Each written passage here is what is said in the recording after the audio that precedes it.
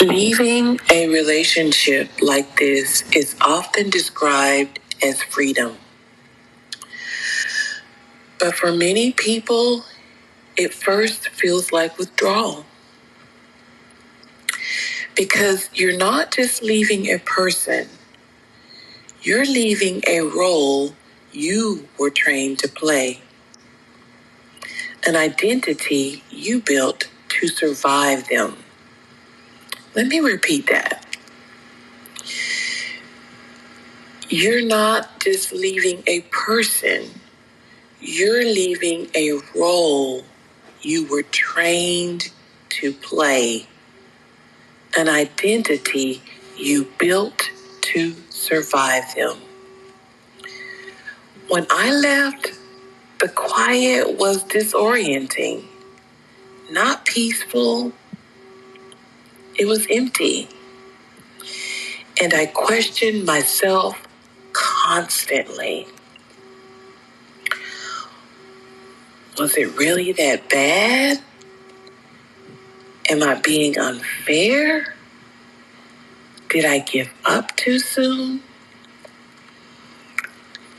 These questions don't mean you made the wrong decision. They mean your nervous system hasn't learned safety yet. Your nervous system has not learned safety yet. Healing is not immediate relief. It's recalibration.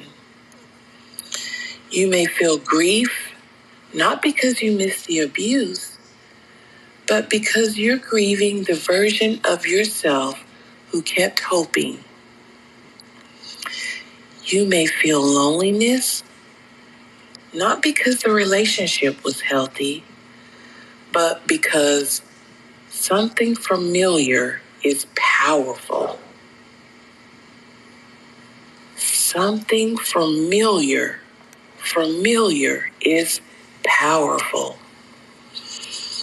And these patterns don't only exist in romantic relationships. They appear in families. They appear in friendships. They appear in workplaces. Leaving may mean guilt, second guessing, pressure to explain yourself.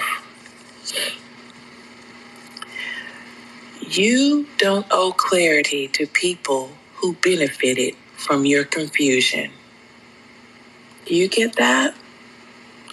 You do not owe clarity to people who benefited from your confusion.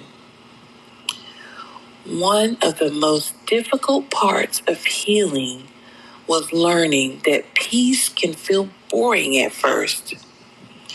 When your body is used to intensity, calm can feel unfamiliar, even unsafe. Yes, I said that. Even unsafe. That doesn't mean something is missing. It means something harmful is gone. Healing is not about becoming unbothered. It's about becoming self-connected.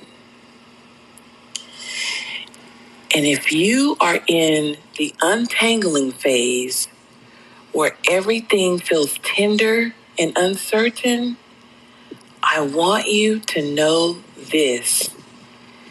You are not regressing. You are reorganizing.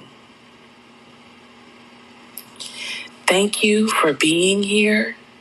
Your presence matters more than you realize.